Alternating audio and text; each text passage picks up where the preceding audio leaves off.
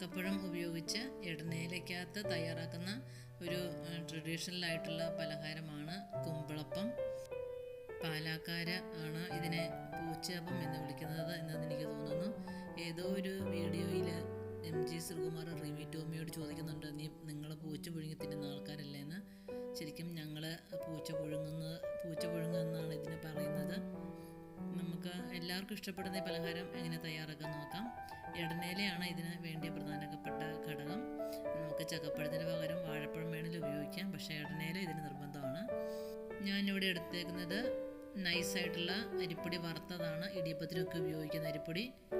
ഗോതമ്പൊടി ഉപയോഗിച്ച്, റവ ഉപയോഗിച്ച്, മൈദ ഉപയോഗിച്ചൊക്കെ ഇലയട ഉണ്ടാക്കാം. ഏറ്റവും ടേസ്റ്റ് ഇങ്ങനെ ഉണ്ടാക്കുന്നതാണ്.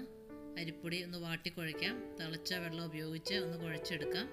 വെള്ളം കുറച്ച് ഒഴിച്ചാൽ മതി. കുറച്ച് ചക്കപ്പഴത്തിനകത്ത് കുറച്ച് വെള്ളം ഉള്ളത് കാരണം ആ ഒരു വെള്ളം കണക്കാക്കി വേണം നമ്മൾ ഇതിലേക്ക് വെള്ളം ഒഴിക്കാൻ. എളുപ്പത്തിൽ ചക്ക വരട്ടുന്ന ഒരു വീഡിയോ ഞാൻ അപ്ലോഡ് ചെയ്തിട്ടുണ്ട്. താല്പര്യമുള്ളവർക്ക് അത് കണ്ട് വരട്ടി വെക്കാം. ഞാൻ അങ്ങനെ വരട്ടി വെച്ച ചക്കയാണ് ഇവിടെ ഉപയോഗിക്കുന്നത്.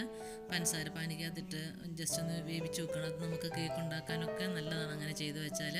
ചക്ക അങ്ങനെ വല്ലാതെ അരച്ചെടുക്കൊന്നും വേണ്ട, അല്ലാതെ തന്നെ നരിഞ്ഞെടുത്ത് പഞ്ചസാര ഇട്ടൊന്ന് വിളയിച്ചെടുത്താൽ മതി, കേടാവാതിരുന്നോളും. അപ്പം നമ്മുടെ ചക്ക വിളയിച്ചതിനകത്ത് കുറച്ച് പഞ്ചസാരയുടെ ലായനിയൊക്കെ ഉണ്ട്. അപ്പോൾ അത് കുറച്ചുള്ള വെള്ളമാണ് ഞാൻ മാവിലേക്ക് ഒഴിച്ചേക്കുന്നത്.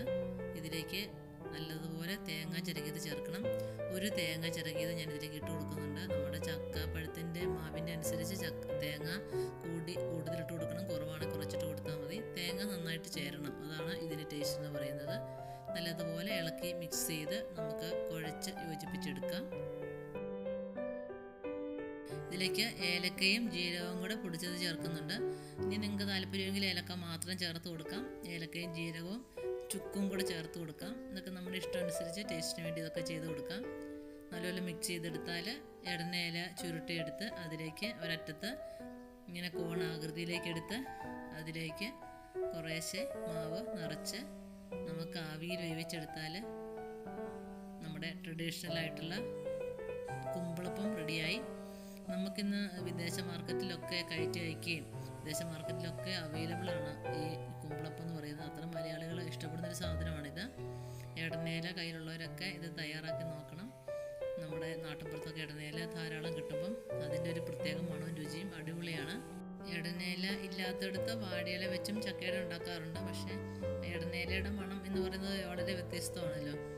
ചക്കപ്പഴമുള്ള സമയത്ത് നമുക്കിങ്ങനെ ചക്കയുടെ ഉണ്ടാക്കി ബേക്കറി പലഹാരമൊക്കെ ഒന്ന് ഒഴിവാക്കി ഇങ്ങനെ ഹെൽത്തി ആയിട്ടുള്ള ആവിയിൽ പുഴുങ്ങിയെടുക്കുന്ന ഇങ്ങനത്തെ 4 മണി പലഹാരമൊക്കെ നമുക്ക് ചായക്ക് കടിക്കുന്നത് ഒത്തിരി നല്ലതല്ലേ.